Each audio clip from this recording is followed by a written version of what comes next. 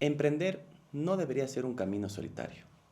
Detrás de cada idea hay una persona que necesita orientación, confianza, oportunidades y muchas veces un primer impulso para poder avanzar. Hoy conversamos con alguien que desde muy joven ha tenido ese interés por mirar más allá de lo individual, por entender las realidades de otros, por caminar junto a la comunidad y por pensar cómo se construyen oportunidades reales para la gente. Los emprendimientos no se construyen solos, crecen cuando existen oportunidades, comunidad y personas dispuestas a construir junto a otros. Esta frase conecta con la historia de Gonzalo Criollo, economista y director ejecutivo de Conquito, quien ha trabajado desde una mirada cercana al territorio, al emprendimiento y a la construcción colectiva de oportunidades. Gonzalo, bienvenido a este espacio, un espacio tuyo realmente en el que nosotros queremos conversar contigo y conocerte. Y obviamente para poder arrancar justamente el conocerte, pues queremos saber de dónde nace Gonzalo, justamente, dónde logra, más allá de los cargos y obviamente de los puestos que has logrado conseguir y todo eso, ¿de dónde viene? ¿De dónde está Gonzalo? ¿De dónde está aquí hoy Gonzalo? Bueno, primero gracias por la invitación, para mí encantado para hablar de temas tan interesantes también y es una pregunta que me has hecho pensar, es difícil. ¿Yo de dónde vengo? Yo vengo de nada, de organizaciones, de estar en el barrio, digamos, de varios espacios y uno que llevo con mucho cariño, dos que llevo con mucho cariño. El primero era la Coordinadora Alternativa de Jóvenes y Estudiantes y tenía un principio muy lindo que era los jóvenes, primero, ni todos los jóvenes son estudiantes, ni todos los estudiantes son jóvenes, como primer principio, y lo A segundo, eso me conviene.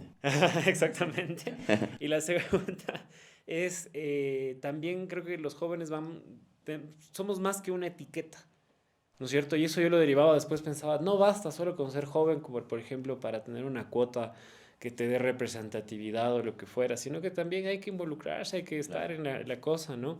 Y la otra fue, y de hecho de ahí le conocí a mi pana Fabi, Política con Manzanas, un espacio con mucho cariño también que en algún momento construimos, era una plataforma multimedia en la que hacíamos estas cosas también, y de ahí uno, digamos, aprendió varias herramientas y cositas, pero digamos, ese es un poco el camino. ¿Y de dónde nace entonces ese interés por justamente la justicia, la equidad o por generar justamente oportunidades para otras personas? Verás, yo tengo una anécdota. Me acuerdo, era el 2016. Estaba por salir yo ya del colegio. Estaba yendo a la casa de un pana en Solanda, nos íbamos en trole. Porque él tenía un play y siempre nos íbamos a jugar play a veces, ¿no? Ñoños. Y íbamos de camino a su casa y se sube en el trole una niña que tenía nuestra edad, con una niña en brazos, ¿no? Y claro, la primera pregunta fue, ¿por qué ella está en este momento vendiendo, ella estaba vendiendo caramelos para poder, digamos, generar una Claro, subsistencia? Nosotros estábamos saliendo de clases, yendo a jugar yendo a Play. jugar. Entonces, bueno, claro, surgió esta inquietud, esta pregunta, esa cosa que empezó a rondar la cabecita y de ahí, por ejemplo, me decidí, por ejemplo, a estudiar economía y como para tener herramientas para comprender también un poco de aquello, ¿no? Y al final del día también eso me involucró en este mundo, a mí me fascina el desarrollo económico, me confieso cepalino, me encanta la escuela de Alicia Bárcena y todo lo que ha sido el desarrollismo latinoamericano. Y en eso encuentro además una escuela que te permite encontrar también una máxima que a mí me ha orientado, y justo cito a Alicia Bárcena. Alicia Bárcena en uno de sus libros dice, la meta es la igualdad, la vía es la transformación productiva y el instrumento es la política pública. Y ahí hay tres elementos que a mí me gusta destacar. Primero, la meta es la igualdad. Correcto. Nos encanta hablar mucho de equidad, ¿no es cierto? Porque Ajá. somos distintos, ¿no Sí. es cierto? Ser iguales, creo que nadie quiere ser igual al otro, ¿no es cierto? Porque tenemos nuestras particularidades, nuestra diversidad. Pero ella dice, cuando hablamos de que la meta es la igualdad, hablamos de generar iguales condiciones para todos y de reducir brechas. Ujú, Y estoy de acuerdo con esa máxima. ujú. La vía es la transformación productiva y tal vez eso nos pueda dar cancha para hablar un poco más de un poco lo que hacemos en Conquito, pero creo también que hablar de desarrollo económico, de industria, hablar de innovación en Latinoamérica es un acto revolucionario, si tú quieres. Por Y lo completo. tercero, por lo complejo que es, por las Claro, condiciones que hay. exactamente. Y lo tercero, esto de que la vía es la política pública. También yo creo en eso. Yo luego, después de economía, estudié, me especialicé en políticas públicas y desarrollo económico. Y Creo en las políticas públicas, creo que el Estado puede garantizar mejores condiciones y creo que puede haber una sinergia con el sector privado también como para empatar mejores situaciones para las personas. Qué chévere, Eso, chévere. me Gente, extendí, perdón, pero No, me no, y emociona me la encanta, porque pregunta. justamente como una historia que te pasó o un acontecimiento que te pasó es el que marcó, obviamente, una idea en ti de justamente cómo ir o querer generar algo. Y eso, obviamente, pues a veces nos marca. Ahora tú representas a una generación joven ocupando espacios importantes de liderazgo y de toma de decisiones. Pues obviamente estás en un cargo que así lo es. ¿Qué ha significado para ti asumir una responsabilidad justamente de ese tipo? Y qué pregunta, ¿no? Yo creería que tres cosas. La primera, lo que te decía antes, no basta con ser joven, ¿no? Yo creo que solo puede ser permíteme la frase, lo exótico, lo diferente de que un joven esté a cargo de esto y que no creo que eso alcanza. Tiene que ser también mucho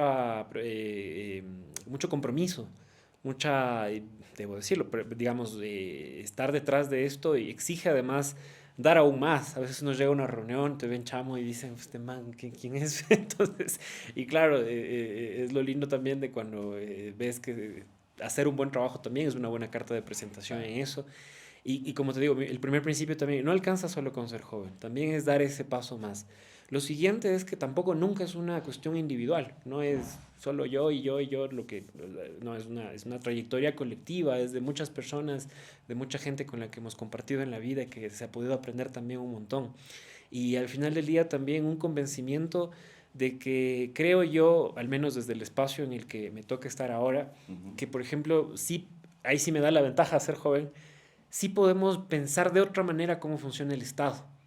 A mí me encanta una autora que es Mariana Mazzucato y ella tiene un libro que se llama El Estado Emprendedor, El Estado Innovador, que creo que sería una mejor traducción. Y ella dice, imagínate tú si con el Estado o el gobierno en las condiciones actuales iríamos a la luna. ¿Tú qué dices? Yo creo que no.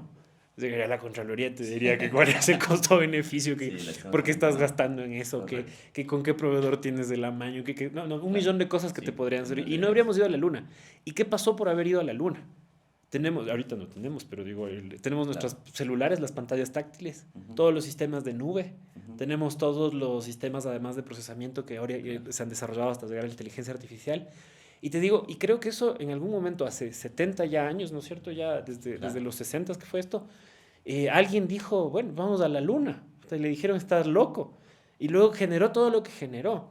Y esta misma autora luego te pregunta y dice, ¿cuál es nuestro viaje a la luna hoy en día? Les dejo esto la pregunta a quienes nos están viendo, Claro. escuchando, ¿no es cierto? Compleja pregunta actual. Ella da una respuesta, dice, yo creo que es de la cuestión de la sostenibilidad. Hay un reto sobre el cambio climático y cuestiones así, habrá que verlo también. Pero claro, entonces yo vuelvo acá y digo, ¿cuál es el viaje a la luna para el Estado ecuatoriano? Para el municipio de Quito, en este caso, nosotros que hoy Ajá. estamos desde acá, desde Conquito. ¿No es cierto? Y es una pregunta que te dice, ¿cuál es esa? Porque el viaje a la luna representa una ilusión movilizadora. Todos queremos ir a la luna. Claro. Segundo, tiene muchos spin-offs, muchos además, decanten muchas otras buenas externalidades, ¿no es cierto? Más innovación, más trabajo, lo que fuera, ¿no es cierto? Y lo tercero, también creo que te permite soñar, que eso a veces desde el Estado parece que es tan difícil. Y eso, cierro con eso, ¿no? Ser un joven dentro de esto me permite tener esa capacidad de pensarlo distinto, basándonos siempre en la normativa, si nos está viendo el señor Contralor, lo estamos haciendo todo al pie de la letra, pero también, digamos, dándonos la flexibilidad que nos permiten los sueños Correcto. con la realidad, digamos, las herramientas que la realidad también nos obliga a avanzar en eso. No, no, y es importante no perder justamente esa, esas ganas de soñar de que podemos hacer muchas cosas. Claro. Ahora, metiéndonos un poquito más al tema de Conquito, entonces, ¿cuál es el viaje a la luna de Conquito? Y es una pregunta que nos hacemos todo el tiempo. Yo creo que nuestro viaje a la luna como ciudad se sintetiza en algo que primero estamos construyendo las plataformas para poner la nave, ¿no es cierto? Y le hemos llamado el Acuerdo Quito, el Ok. Acuerdo Quito 2034. Quito es una ciudad milenaria, pero digamos que en el 2034 cumple 500 años de vida, por lo menos desde que se funda como San Francisco de Quito. Y esto es en ya 8 años, Sí. ¿no es cierto? Y decimos, cuando Quito cumpla 500 años, siendo una ciudad milenaria, insisto, ¿qué es lo que queremos que Quito tenga? Y hemos puesto un viaje a la luna con un primer objetivo que para mí creo que es el orientador de todo y con tres que creo que son subsecuentes a aquello. Y es que al 2034 hemos planteado que Quito erradique la extrema pobreza. Si lo ven. Entonces, yo lo veo posible. Requiere de muchas voluntades, es un viaje a la luna, es un viaje a la luna también, pero que al final generará también muchas externalidades positivas también para la ciudad. Y ese es el primer gran objetivo del Acuerdo Quito. Y esto lo tomo, el alcalde Pavel Muñoz lo traía a colación, él decía, hemos hurgado tanto en nuestras diferencias que creo que es cuestión de ponernos de acuerdo en las 4 cosas en las que sí estamos de acuerdo. Y mañana quien sea el alcalde creo que estará de acuerdo con erradicar la extrema pobreza, hasta el 2034 al menos que lo hemos planteado, ¿no es cierto? Y de esta misión que es erradicar la extrema pobreza hay otras 3 que digamos conectan. La primera es potenciar el bienestar, el empleo y el crecimiento. Yo creo que el desarrollo no puede haber no puede haber desarrollo sin bienestar y viceversa, y no puede haber bienestar sin empleo o sin crecimiento. Lo segundo, consolidar a Quito como una ciudad intercultural verde y azul. Los cielos maravillosos, los ríos que hay que recuperarlos, lo verde que tiene Quito, sostenerlo, pero además la interculturalidad también sostenerla en esa dimensión. Y lo tercero, recuperar la convivencia pacífica y la seguridad ciudadana. Importante. Entonces creo que esas 4 cosas estamos todos de acuerdo. Yo espero que sí. ¿No es cierto? Pero exactamente. Que no se convierta justamente en algo político, sino que... Una agenda común. Correcto. Nuestro viaje a la luna. Correcto. ¿No es cierto? El viaje a la luna creo que se orquesta desde que, no me acuerdo, pero es chorrocientos, décadas antes de que se hayan ido con Kennedy, me parece. ¿No es cierto? Lo mismo esto.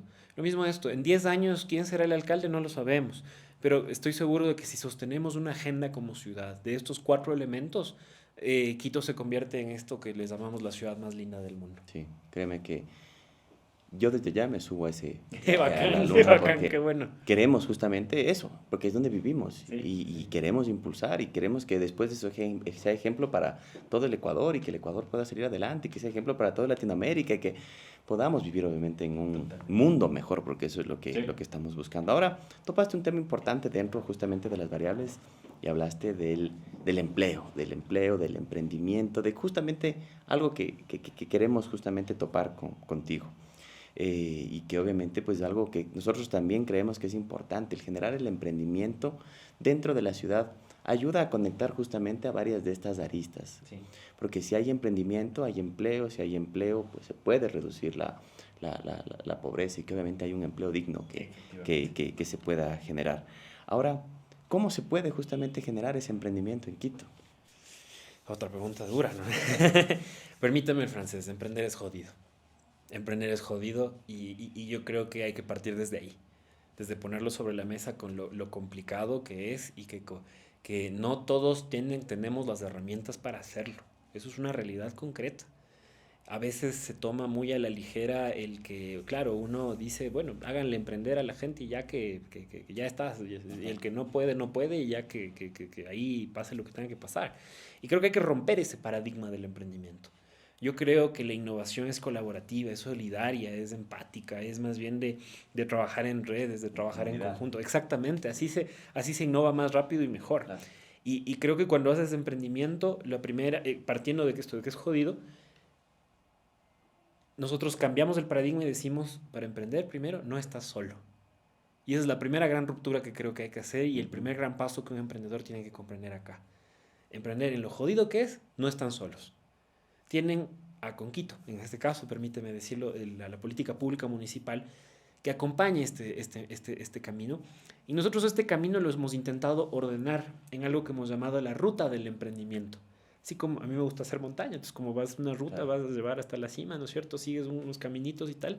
Nosotros somos como ese instructor que te acompaña en la montaña y te da agua y te da los tips y toda la cosa para llegar a la cima. Y esta ruta está compuesta desde un pequeño diagnóstico que nosotros hacemos, ¿no es cierto? El diagnóstico va desde que, por ejemplo, hay alguien que va y dice, yo quiero emprender, ¿no es cierto? Y le hacemos el diagnóstico, tiene una idea, decimos, mira, este es nuestro portafolio de servicios gratuitos, veamos con cuál arrancamos. Partimos de una idea, avanzamos a preincubación, como le llamamos, luego incubación. ¿Qué es esto? Para quienes nos ven, es como cuando al huevito de la gallina, si tú le das calor, si le incubas, se hace pollito. Si no le das calor, probablemente se quede así. Claro. Lo mismo pasa a un negocio, a un emprendimiento, a un proyecto. Si tú le das asistencia técnica, capacitación, le ayudas a armar marketing, le ayudas a hacer costos, le ayudas a armar un proyecto robusto, probablemente se va a hacer un emprendimiento exitoso. Se va a hacer una empresa, se va a hacer una cooperativa de economía solidaria. Hay muchas dimensiones. Y en esta ruta luego llegamos hasta una etapa en la que nosotros siempre decimos, no solo somos capacitación, también somos plata y persona. Tenemos financiamiento. Y esa es una de las variables que generalmente hace que también se caigan los emprendimientos. Claro. Y ya podemos hablar luego de eso, ¿no es cierto? Pero conexión a mercados y otras cosas. Pero la idea es que tú sigas una ruta. Y se puede emprender, se puede emprender. Y creo que con estas herramientas, mientras más se difunda, mucho mejor. Y dentro de toda la cantidad de emprendimientos y los procesos que tú has generado, ¿cuál, bajo tu criterio, crees que son las principales necesidades que tienen los que quieren emprender? 3 cosas. La primera, financiamiento definitivamente. Ir al banco es jodido. Te prestan muy caro, te prestan con condiciones muy difíciles.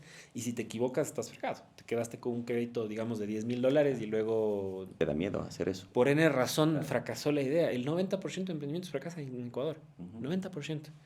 Eso quiere decir que realmente hay una brecha importante. Entonces, te endeudas y no funciona, es algo que puede pasar. Entonces, el financiamiento. Por eso el capital semilla que nosotros decíamos. Luego ya podemos explicar eso, pero el capital semilla en síntesis es que tú te damos un crédito, pero no te endeudas. Así de maravilloso. Eso está bueno. Así. Lo segundo, buenos equipos. A veces uno cree que el emprendimiento, como te decía, es una cosa solo de uno y va uno, y se sacrifica, hasta te enfermas, mano, todo, hasta claro. te enfermas. Y hay que hacerlo al principio, uno no te digo, desde ya contrata a 20 personas Claro. y no, es más bien armar un buen equipo de socios. Tener, si yo soy economista, mal haría en juntarme además con más economistas, sino juntarme con abogados, ingenieros, Crear esa comunicadores. diversidad. Exactamente. justamente en el Y equipo, los ¿no? buenos equipos son generalmente los que luego concretan grandes proyectos exitosos. Ese hemos visto que es uno de los factores de éxito fundamentales. O por último, incluso tú dices, verás, tu emprendimiento ahora no está tan bueno, digamos, pero tu equipo es un equipazo. Sigan intentando porque Claro. van a encontrar algo y le van a pegar al punto, ¿no es cierto? Y la tercera cosa, va un poco ligada a esta otra, es no enamorarse del producto. Uno se enamora de su primer producto, es como le No te metió quieres sentar. cariño, cabeza, le metiste un millón de cosas. Entonces, pero a veces si no lo vendes es porque no lo vendes, mano. O sea, no está listo, la gente no está lista, la cultura, tal vez tienes que No, venir el en otro país. momento. Exactamente, qué sé yo. Hace métodos de pago en línea hay desde hace unos 20, 30 años, pero creo que le reventaron desde hace 10, ¿no es cierto? Claro. Entonces, creo que también es el contexto, el momento, y creo que eso también es importante, no enamorarse del producto y tener esas herramientas. Y en todo eso, como te digo, siempre dejarse asesorar. Uno no tiene todas las respuestas, sino que las va construyendo. Hemos topado en otros programas algo importante que tú dijiste, que es la diversidad dentro de ese equipo. Justamente el a veces no pensar que, o sea, uno trata de hacer todo, pero a veces es difícil hacer eso. Y hay veces que sí es bueno soltar ciertas cosas para que el experto de eso lo pueda hacer. Y ahí viene otra pregunta que también a nosotros nos parece importante, porque también les queremos hacer llegar a la academia, lo cual también es muy importante. Nosotros también creemos que la academia es un actor importantísimo dentro de esto y que hay veces que esa línea recta que sigue a veces la educación, en ciertas cosas es buena, pero creemos también que hay la carencia de cierta información que no te permite justamente emprender. Conversábamos con gente que eran abogados, con gente que vino acá un ingeniero en sistemas que dijo, ve, yo le agradezco a mi formación porque fui técnicamente muy bien capacitado, pero de ahí a emprender, a saber otro tipo de cosas, no me veía capacitado.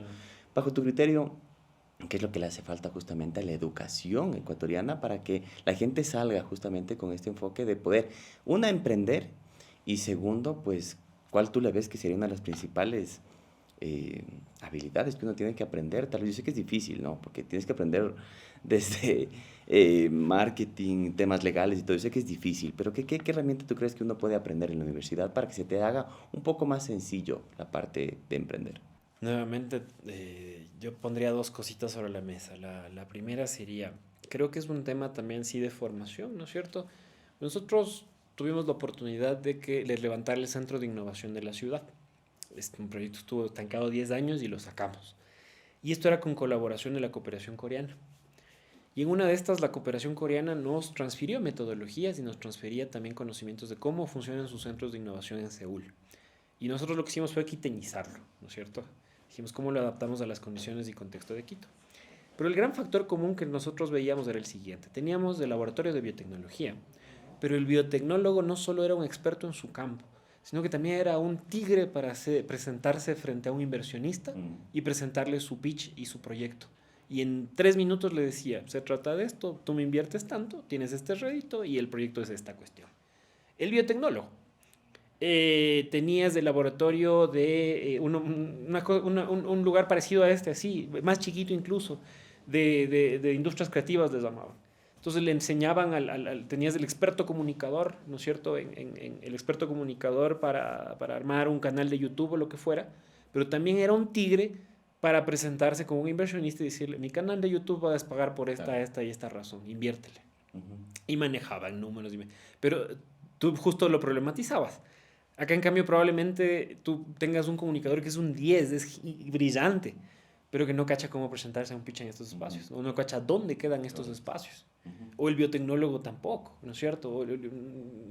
Tenemos este sesgo, además decimos los ingenieros tal vez están más, ¿no es cierto? Sí. Entonces creo que ahí hay unas cuestiones, creo que hay universidades que lo están trabajando más, ¿no es cierto? Pero, por ejemplo, el Centro de Innovación tiene esa lógica.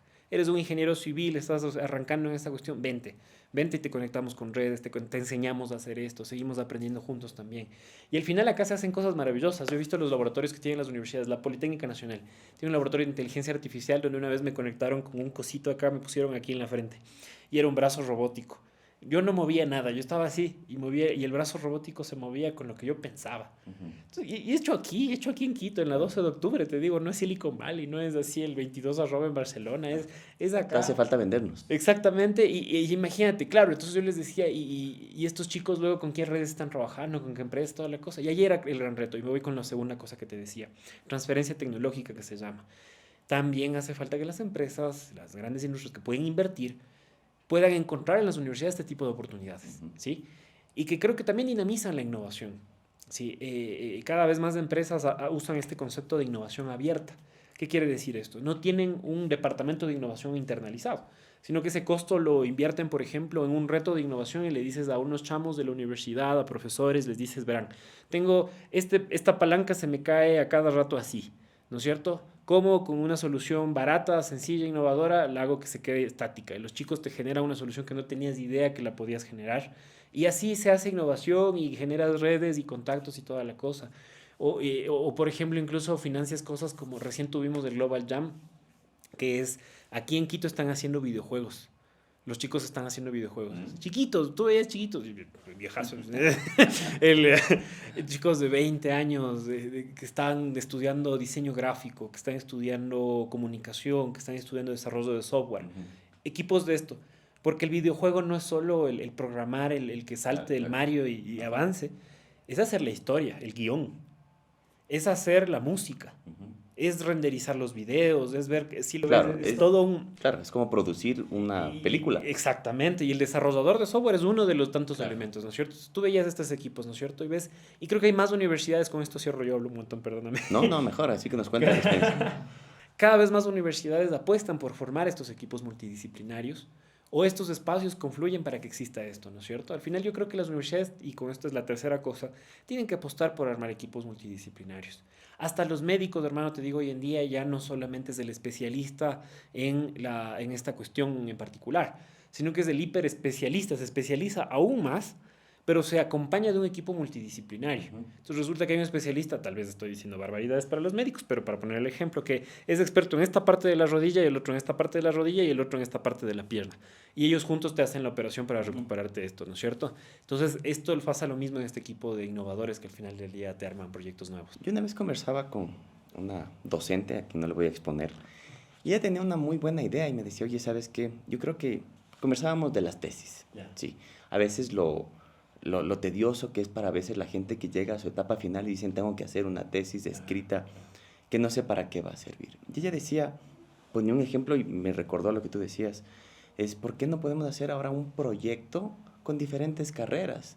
Y que el que sea el experto, yo que sé, es una carrera de sistemas, pero se une al de marketing, se une al abogado y genera un proyecto como tal que se presenta a la universidad Y obviamente se van a graduar, yo qué sé, cinco personas, porque son cinco. El uno vio la parte legal y defiende la parte legal, el otro ve la parte administrativa.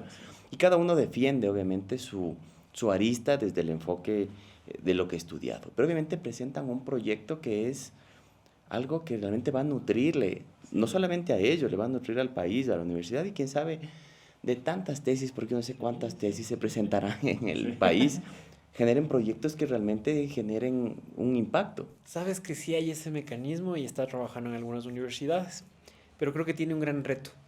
Te voy a contar sin dar el nombre de la universidad y sin dar el nombre de la persona. Es un laboratorio que trabaja de mecatrónica, ¿no es cierto? Que hacen máquinas, hacen robotcitos, muchas cosas de automatización con empresas. Y ellos trabajan con una empresa, gran empresa privada acá. Y la empresa les dice, verás, yo necesito esta máquina. Me cuesta tanto en tal país, pero si tú me la haces me va a costar la tercera parte. Es mucho más barato, ¿no es cierto?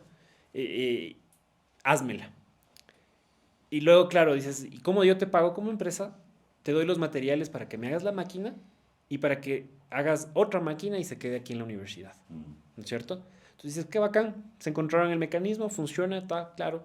Pero yo le echaba cabeza y claro, sí. Y luego, ¿cuál es el incentivo para el docente detrás de aquello que le invierte horas, el investigador? Para los propios estudiantes, esa mano de obra que están finalmente invirtiendo su tiempo y todo trabajo tiene que ser remunerado, tiene que estar en aquello, ¿no es cierto? Eh, pero, digamos, este fue un mecanismo que encontró esta empresa con esta universidad y lograron, y sacaron la máquina y les dejaron la máquina y los materiales y se llevaron la otra máquina. Y te das cuenta, y estas empresas ya se dan cuenta de que si invierten en talento local, les va a salir mucho más barato. Estos chicos salen ya con experticia para hacer esas máquinas y luego tienen posibilidades de vincularse y generar otra industria más amplia, ¿no es cierto?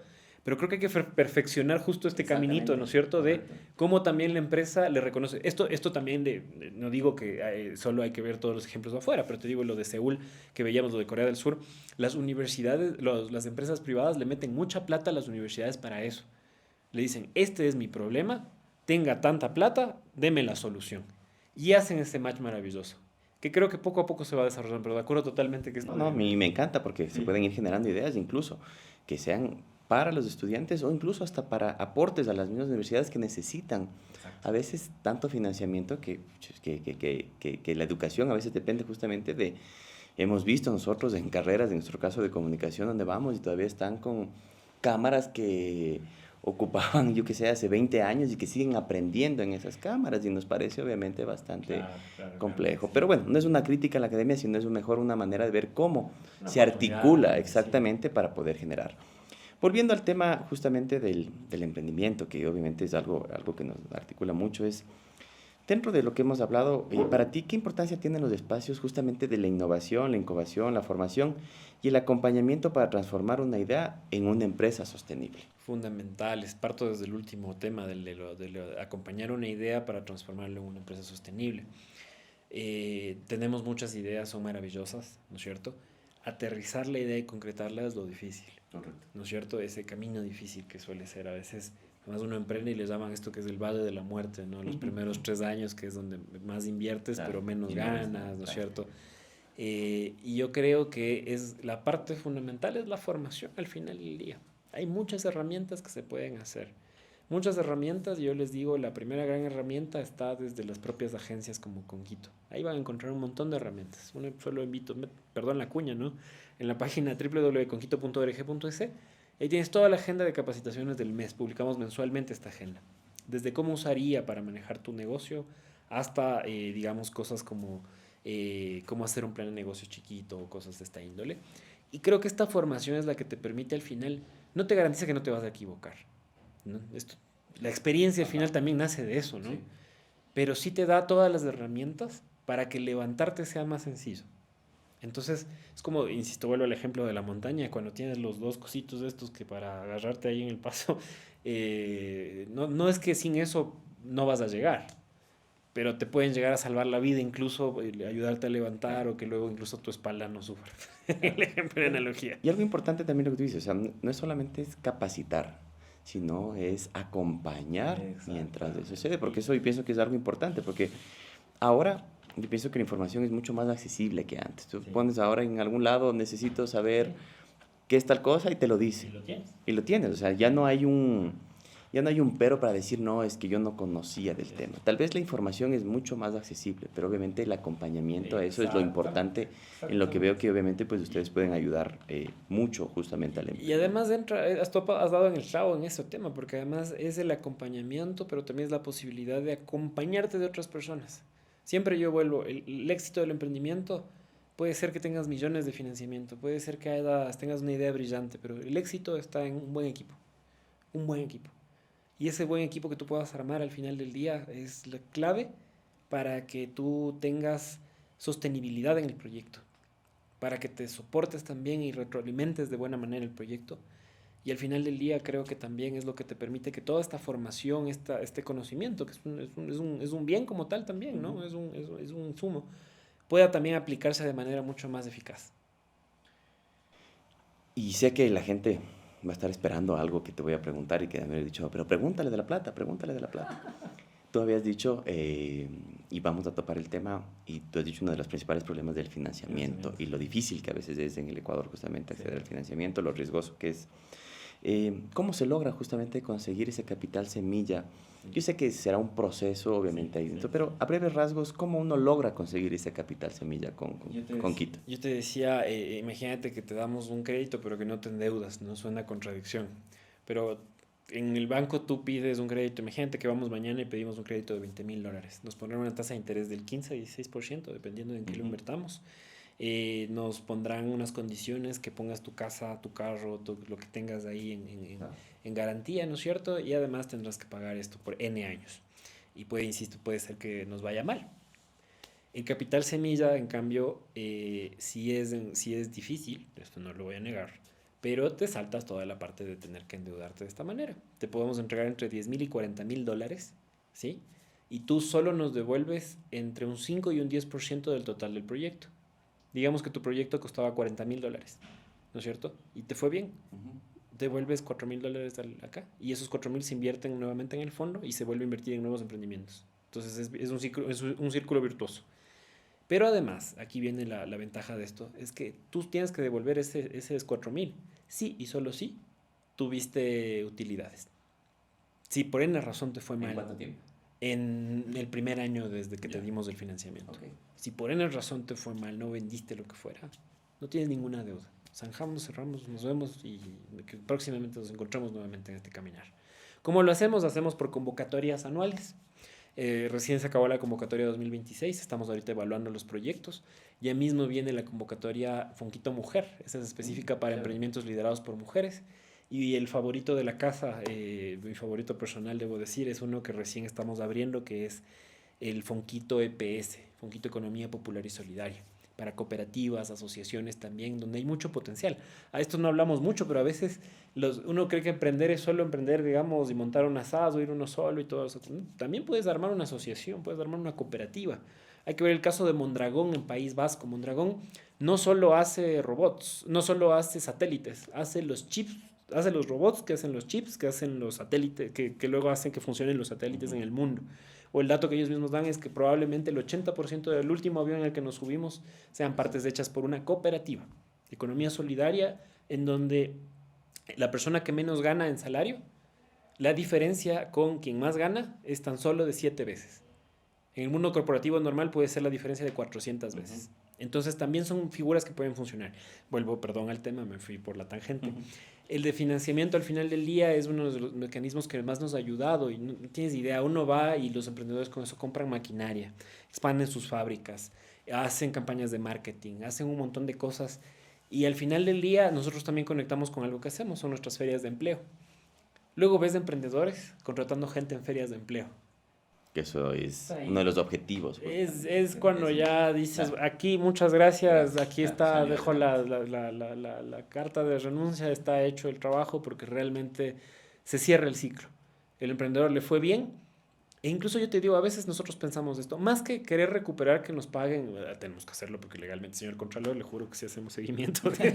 Pero más que eso, lo que más nos da satisfacción al final del día es que te digan, oye, estoy contratando 5 personas.